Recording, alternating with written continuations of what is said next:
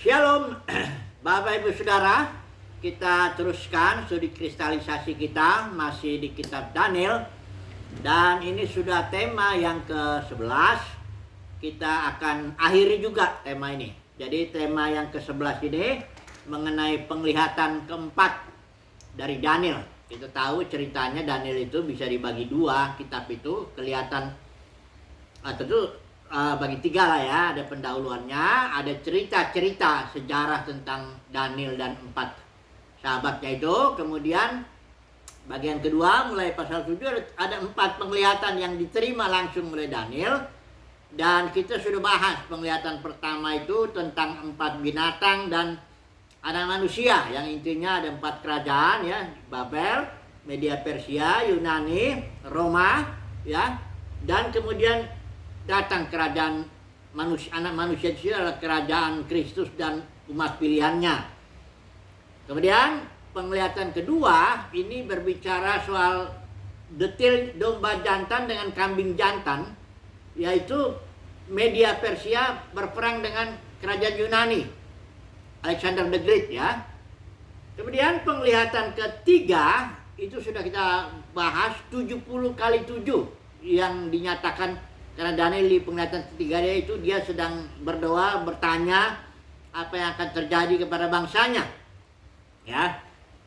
Penglihatan ketiga selesai, dan yang keempat ini penglihatan, kalau kita lihat artinya di pasal 10, 11, 12 yang terakhir kitab Daniel. Ini dikatakan di sini penglihatan mengenai kesusahan yang besar atau peperangan yang besar, ya. Istilah Ibrani Syaba itu bisa diterjemahkan juga perang, peperangan ya. Nah, jadi ini yang kita mau bahas hari ini mengenai penglihatan keempat yang berbicara soal kesusahan besar atau peperangan besar ya. Nah, penglihatan keempat ini agak panjang dia di pasal 11 itu. Tapi intinya sebenarnya penglihatan keempat ini adalah peperangan antara pecahan kerajaan Alexander the Great, kerajaan Yunani. Karena kerajaan Yunani itu, ya kita tahu Alexander the Great dari usia 20 sampai usia 32 kurang lebih dia. Hanya nggak lama dia menjadi raja, memerintah dan berperang itu. Tapi memang dahsyat sekali ini Alexander the Great. Dia taklukkan semua daerah yang dikenal pada waktu itu. Kemudian dia mati mendadak ya. Itu dia matinya kalau nggak saya sekitar 320 sekian lah ya, sebelum Masehi. Dia mati di situ. Kemudian kerajaan ini pecah bukan kepada keturunan Alexander, tapi kepada empat jenderal atau empat panglimanya lah ya. Nah, di pasal 11 ini diceritakan nama-nama pecahan-pecahan itu secara khusus, yang utara dan yang selatan yang dibicarakan. Peperangan antara dua ini. Yang utara itu adalah kerajaan pecahannya Alexander itu yang berkuasa atas Syria dan Babel. Ini kerajaan utara yang diperintah oleh dinasti Seleucus disebutnya. Ya. Kemudian yang selatan itu Mesir, yang berkuasa di Mesir. Kalau saya lihat peta itu, utara itu Syria, di sininya Mesir, selatan. Nah, di tengahnya itulah tanah Palestina, tanah Israel ya. Yang di Mesir ini dikuasai oleh dinasti Ptolemy namanya ya. Nah, ini ceritanya panjang ya. Kita tentu tidak harus bahas ini ceritanya ya, karena dua kerajaan ini utara dan selatan itu terus berperang terus ya, dengan berbagai cara. Dan yang kita akan bahas atau kita akan ulas sedikit aja, yaitu mengenai raja keempat atau Antiochus keempat yang digelarin itu yang utara ya, yang namanya Antiochus keempat, yang biasa disebut Antiochus Epiphanes. Karena ini raja ini dikatakan nih, kalau saya baca dulu ya pasal 11, ambil aja ayat yang ke-21 kita baca. Menggantikan dia, ini sedang bicara kerajaan di utara, Syria, Babel itu ya. Syria lah yang lebih tepat. menggantikan dia akan muncul seorang yang hina, yang tidak memperoleh martabat raja, tetapi dengan tak disangka-sangka ia akan datang merebut kedudukan raja dengan perbuatan-perbuatan licin.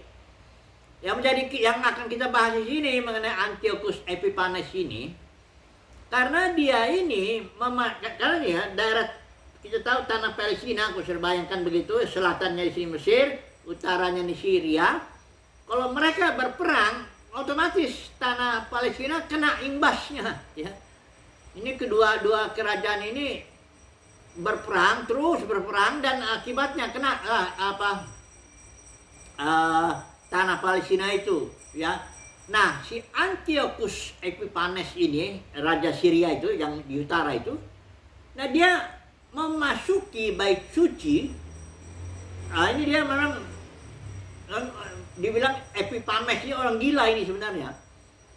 Dia bukan gila dalam arti apa, enggak. Dia licin dan sebagainya. Dia memasuki bait suci dan menajiskannya. Itu terjadi di tahun 160, mana dia? Ada tahun 167 sebelum Masehi, ya. Dan itu dinajiskan di situ, bait suci itu. Dia tegakkan dewa untuk orang Yunani, ya, dewa Zeus, bisa jadi dewa, pendeknya dewa orang Yunani, dan dia mempersembahkan babi di situ sebagai persembahan, ya. Ini menajiskan bait suci Yahudi, ya. Ya, tentu saja ada sebagian orang Yahudi yang berpihak kepada si Antiochus ini, yang meninggalkan perjanjian kudus dikatakan di sini. Tapi ini ada yang dalam sejarah itu seorang yang namanya Matatias, ya. Dia punya anak, ada 5 anaknya, tapi yang disebut di sini Judas, ya, Judas Makabeus itu dibilang Judas, Jonathan, Simon, ada lagi 2 lagi. Nah, mereka inilah yang menggerakkan bangsa Yahudi yang betul-betul pro kepada perjanjian lama, yang tidak meninggalkan perjanjian lama, yang ya cinta Yahweh lah di situ. Nah, dia melakukan pergerakan itu, ya, dari mulai Matatias, ya, terus turunlah kepada Judas Makabeus, anaknya. Judas Makabeus inilah yang mentahirkan kembali bait suci Yahudi tahun 164 sebelum Masehi. Jadi ada 3 tahun itu bait suci itu dalam kondisi yang najis, katakan begitu, ya. Ada rumput-rumput sudah mulai tumbuh semuanya di zaman Antiochus. Jadi peperangan itu, Yudas ini berperang dan dia berhasil menahirkan. Nah, disitulah di Yohanes 10, Yesus, ada orang Yahudi merayakan hari raya pentahiran bait suci. Kalau saudara lihat Yohanes pasal 10, di mana Yesus berjalan-jalan di Serambi Salomo dari bait suci. Bait suci itu sudah dipugar oleh Herodes, kan. Nah, ini tindakan Judas Makabeus ini dinasti juga ini, ya. Jadi biasanya dibilang dinasti Makabeus. Itu banyak itu, dari sinilah bisa lahir orang-orang Yahudi golongan Farisi, golongan Saduki, dan macam-macam. Yang akhirnya di zaman Yesus, dialah ini yang kita bisa lihat. Jadi mulainya dari zaman itu, zaman Judas Makabeus itu, aliran-aliran itu, ya, aliran Yahudi. Oke. Inti daripada penglihatan keempat ini itu berbicara peperangan akhir zaman, karena istilah akhir zaman itu berkali-kali muncul di pasal 11. Tapi kita harus ingat, akhir zaman itu lihat konteksnya, ya. Jangan kita pikir akhir zaman itu nanti setelah kedatangan Yesus kedua kali. Kalau orang Kristen biasa bilang begitu, ya. Bukan itu, ya. Kalau ada ungkapan satu dalam firman Tuhan Alkitab itu, kita lihat untuk memberi makna kepada ungkapan atau istilah itu, kita lihat dulu konteksnya, ceritanya itu bagaimana. Ini pasal 11 jelas menceritakan peperangan raja-raja antara kerajaan utara dinasti Seleukus dengan kerajaan selatan Mesir ini dinasti Ptolemy. Itu peperangannya. Tetapi di sini mari saya baca dulu ya beberapa ayat yang berbicara hal-hal terakhir atau akhir zaman. Coba dulu ya, pasal 10 ayat 14 itu berbicaranya ayatnya seperti ini ya. Ayat 14. Lalu aku datang untuk membuat engkau mengerti, ini malaikatnya bilang kepada Daniel, untuk engkau mengerti apa yang akan terjadi pada bangsamu pada hari-hari yang terakhir. Tahan dulu ya ini ya. Kemudian di pasal 11 ayat 27 juga ada di situ ditulis. Saya bacakan dulu sebentar ini. Ayat 27. Dan kedua raja itu berperang terus sebab akhir zaman itu belum mencapai waktu yang ditetapkan. Ini sedang bicara tetap peperangan kerajaan utara dan selatan. Kemudian pasal 11 ayat 35 juga, itu di 11 ayat 35, itu juga ada ungkapan lagi pada akhir zaman ya. Sebagian dari orang-orang bijaksana itu akan jatuh supaya dengan demikian diadakan pengujian, penyaringan dan pemurnian di antara mereka sampai pada akhir zaman.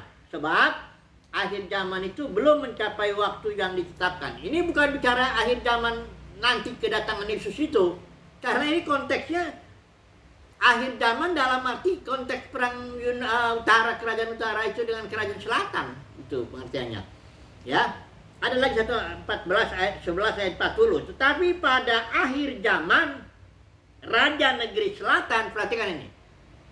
Akhir zaman raja negeri selatan itu yang artinya kekaisaran Ptolemy. Jadi artinya ini gini, akhir zaman tuh pengertian ini adalah akhir zaman perjanjian lama. Itu harus dibedakan. Kalau ada ungkapan akhir zaman dalam kitab Daniel, jangan langsung kita bilang akhir zaman itu berarti akhir zaman perjanjian baru, ujungnya itu di mana kedatangan Yesus biasanya dibilang kedua kali itu terjadi ya.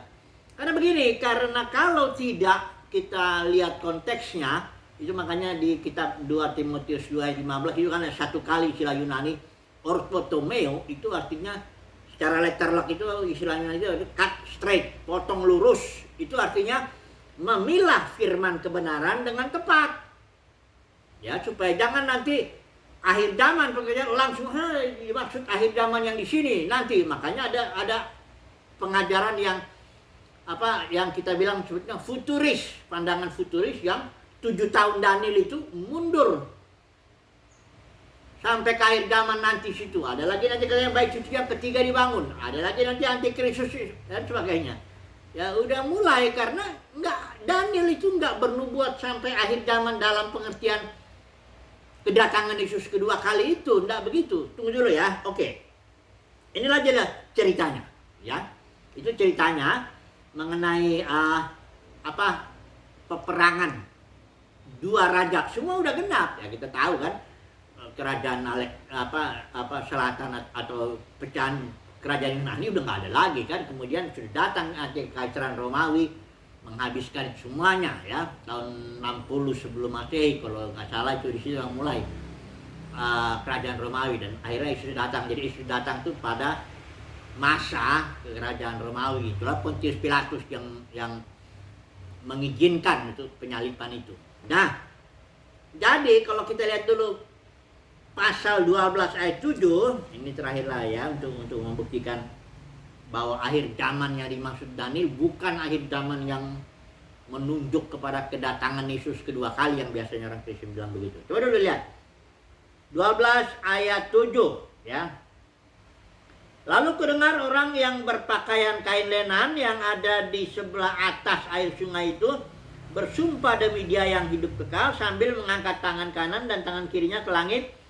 1 masa dan 2 masa dan setengah masa, dan setelah berakhir kuasa perusak bangsa yang kudus itu, maka hal ini akan digenapi. Nah ini jangan 3,5 tahunnya dihitung ke yang sekarang udah terlanjur dipisahkan 1,7-nya Daniel itu yang udah kita bahas itu ya. Jadi disitulah itu katanya masa 3,5 tahun ini kemudian datang antikristus, bikin perjanjian dengan orang Israel dan sebagainya. Itu penafsiran seperti ini terlalu dipaksakan. Ya, terlalu dipaksakan karena tidak lihat konteks akhir zaman itu yang dimaksud di sini. Kalau memang 3,5, ya artinya 3,5 itu adalah saat di mana ministry Yesus itu 3,5 di kayu salib yang digenapi semua, kita udah bahas itu ya.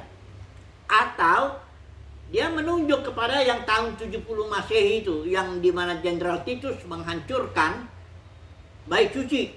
Dan sejak itu tidak ada lagi bait suci Yahudi, dan Elohim memperlakukan atau akan memulihkan seluruh Israel dalam konteks perjanjian baru. Makanya kalau kita nanti lihat nubuat-nubuat perjanjian lama itu harus disambung nanti dengan nubuat perjanjian baru, khususnya nubuat Yesus. Nanti kita lihat ya. Coba dulu kita bahas dulu ini. Ini bisa juga langsung kita bahas ini sambungan daripada nubuat Daniel ya, Matius, atau kita baca aja ya. Matius pasal 24 ayat 15. Ini yang kalau judulnya tuh nubuat Yesus akhir zaman. Itu beda ya, akhir zamannya Daniel itu dengan akhir zaman yang dimaksud di sini. Coba dulu perhatikan ya, karena yang dimaksud akhir zaman di sini nubuat Yesus itu betul-betul akhir zaman dalam arti kedatangannya, karena Yesus ini dengan murid-muridnya sedang bicara soal itu. Coba dulu ya, saya baca dulu ini. Matius 24 ya. Dikatakan, maka setelah Yesus keluar dari bait suci, maka datanglah murid-muridnya menuju kepada bangunan bait suci itu. Ia berkata kepada mereka, kamu melihat semuanya itu? Aku berkata kepadamu, sesungguhnya tidak satu batu pun di sini akan dibiarkan terletak di atas batu yang lain, semuanya akan diruntuhkan. Inilah digenapi tahun 70 Masehi. Tapi ada satu ayat di sini mengatakan yang seperti Matius 24 ayat 15 ya. Jadi apabila kamu melihat pembinasa keji berdiri di tempat kudus menurut firman yang disampaikan oleh Nabi Daniel, ya perhatikan ini ya, para pembaca hendaklah memperhatikannya. Ayat 16 ya, maka orang-orang di Yuda harus melarikan diri, orang yang sedang diperangi dan sebagainya itu, ya, karena akan ada siksaan di situ. Nah, ayat ini jangan menurut Nabi Daniel itu udah genap semua. Kalau tidak di kayu salib, penggenapan itu dia sudah genapnya di tahun 70 Masehinya itu ya. Coba dulu sekali lagi saya baca dulu satu ayat dulu ya. Mudah-mudahan ini memperjelas permasalahannya. Matius 11 dulu, kita baca dulu ya. Perkataan Yesus ini. Sesungguhnya di antara mereka yang dilahirkan oleh perempuan tidak pernah tampil seorang yang lebih besar daripada Yohanes Pembaptis ya. Namun yang terkecil dalam kerajaan sorga lebih besar daripadanya. Jadi, atau saya baca langsung aja di sini ya, ayat yang ke mana dia? Ayat yang ke Matius 11. Waduh, saya lihat dulu ayatnya ini, atau dia di sini ya. Sebab ayat 13 ya. Sebab semua nabi dan kitab Taurat bernubuat hingga tampilnya Yohanes Pembaptis. Nah, perhatikan ini pengertian ini. Bukan berarti artinya nabi-nabi perjanjian lama tidak bernubuat tentang, misalnya contohnya Yesaya itu. Dalam Yesaya itu ada Yesaya 65 ayat 17 sampai 25 itu bicara tentang langit dan bumi yang baru. Jadi bukan ini ayat ini ya. Bukan berarti nabi-nabi perjanjian lama tidak bicara tentang hal-hal akhir di sana, tentang langit dan bumi yang baru, itu contohnya lah. Tapi bahwa ini yang pertama pengertiannya ada dua setidaknya ini. Perhatikan ini ya, saya baca ulang lagi ya, supaya jelas. Sebab semua nabi dan kitab Taurat bernubuat hingga tampilnya Yohanes. Pengertiannya yang pertama begini. Artinya firman Tuhan itu harus dipisah dengan jelas ya, dengan rightly dividing the word of the truth, itu artinya ortotomo yang tadi itu. Artinya nabi-nabi yang dalam kelompok perjanjian lama itu stop di Yohanes Pembaptis. Yohanes Pembaptis sendiri termasuk dalam kelompok nabi-nabi perjanjian lama. Ya, walaupun dia memberitakan juga kerajaan sorga, tapi dia sendiri tidak masuk di dalam kerajaan sorga yang mulai diberitakan oleh Yesus atau dihadirkanlah dengan kehadiran Yesus itu, kerajaan sorga. Nah, ini kerajaan sorga itu, yang ini nih, yang di dalamnya Paulus bicara ada misteri Kristus, ya. Kita lihat, coba baca dulu Efesus yang pasal yang ketiga ayat 3 sampai 6 ya. Coba baca dulu ya, Efesus 3. Ini ada suatu jedah yang ditafsirkan menyebabkan 70 kali sujudnya Daniel itu ada jedah katanya, karena Daniel nggak ngerti itu. Nah, coba dulu kita lihat ya, Efesus 3 ayat 3 sampai 9 ya. Coba ayat 3 sampai 6 ya. Begini ya. Ayat 3 itu, bagaimana rahasianya dinyatakan kepadaku dengan wahyu seperti yang kutulis di atas dengan singkat. Ini artinya misteri Kristus, yaitu penggabungan antara orang Yahudi dan non-Yahudi menjadi satu manusia baru yang adalah gereja, ya. Itu yang dibicarakan Paulus di sini, ya. Kemudian dikatakan di sini, apabila kamu bacanya, kamu dapat mengetahui daripadanya pengertianku akan rahasia Kristus. Itulah rahasia Kristus atau misteri Kristus itu adalah yang bukan Yahudi dan yang Yahudi menjadi satu, sama-sama ahli waris. Itu yang maksudnya itu ya. Dan dispensasi ini, ada orang bilang dispensasi gereja, terserah. Ada yang mengatakan dispensasi kerajaan sorga, karena sebenarnya gereja itu beda dengan kerajaan surga. Kalau gereja itu orang, ya jelas kelihatan dengan mata jasmani, itu orang-orang tuh gereja itu. Orang yang terpanggil, eklesia. Tapi kalau kerajaan surga itu tidak kelihatan. Dia kerajaan yang ada dalam dimensi surgawi, tapi ada di dalam orang-orang kudus. The kingdom of God is within you. Jadi jelas itu ya. Gereja adalah yang kelihatan dengan mata jasmani, orang-orang. Sementara kerajaan surga tidak kelihatan, tapi dia ada di dalam orang-orang kudus.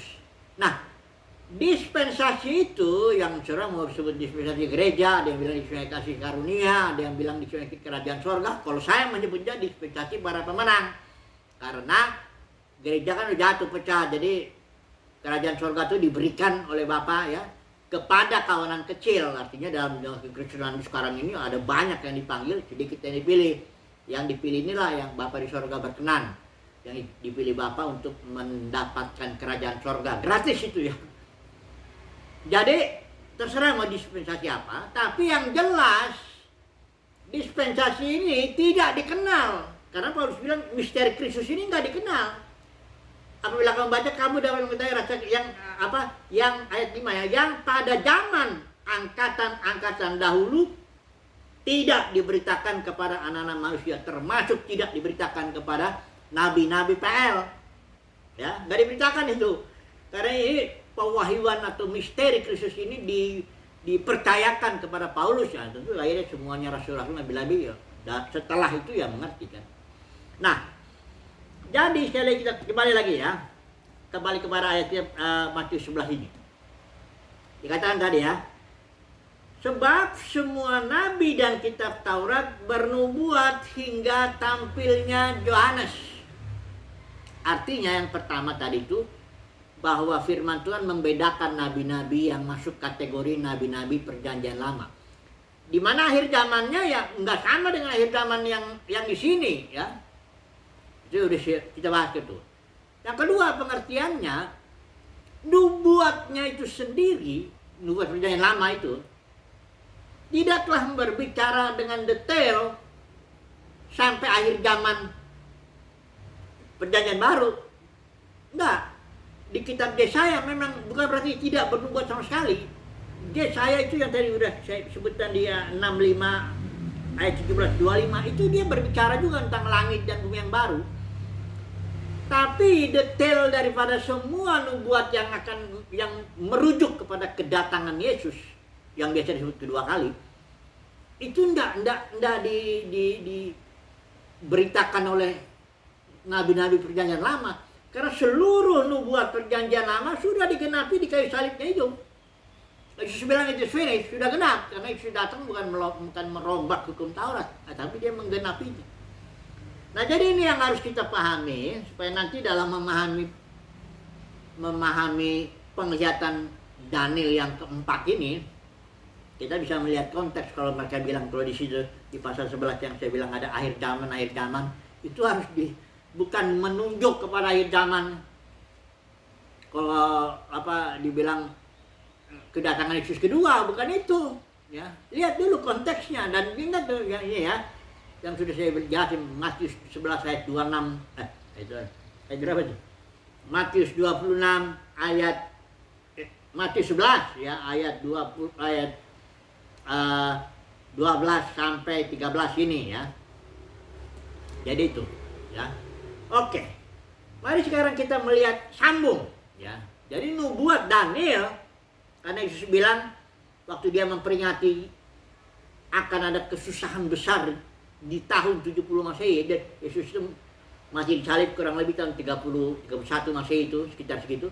40 tahun kemudian kurang lebih, itulah yang dimaksud Yesus kesusahan besar, atau bisa disebut peperangan besar, yang dalam Daniel disebutnya di pasal 12 ini dibilang di sini. Perhatikan ya, ayat saya baca aja ya, ayat 1. Pada waktu itu akan muncul Mikael, pemimpin besar itu, yang akan mendampingi anak-anak bangsamu, dan akan ada suatu kesesakan besar atau great tribulation. Ya. Seperti belum pernah terjadi sejak ada bangsa-bangsa. Kalau di sini di Matius Yesus, nubuat Yesus itu nyambung ya. Di Matius 24 tuh, coba dulu kita lihat ya sebentar ya, di Matius 24 ini ya. Nubuat Yesus ya. Jadi dia nyambung dari nubuat Daniel, stop, sudah digenapi, sambung dengan nubuat Yesus ini. Perhatikan ini ya. Jadi apabila kamu melihat pembinasa keji berdiri di tempat kudus, menurut firman yang disampaikan oleh Daniel, nah ini jangan ditafsirkan di akhir zaman, di kedatangan Yesus kedua kali itu. Enggak, dia udah digenapi di tahun 70 Masehi. Dan kalau ingin tahu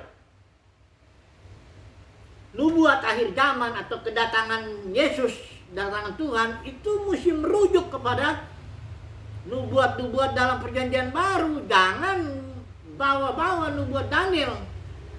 Sudah digenapi ya. Sudah digenapi, itu finished, sudah selesai ya. Dan Elohim akan memperlakukan Israel menurut konteks perjanjian baru.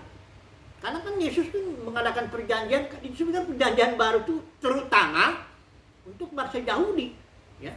Bukan untuk bangsa asing, bukan itu nanti diserahkan kepada Paulus untuk membawa perjanjian lama kepada bangsa-bangsa lain. Tapi saudara lihat dalam Yeremia 31 ayat 31, jelas itu bahwa perjanjian itu adalah Yahweh buat kepada Israel, karena Israel telah melanggar perjanjian lama.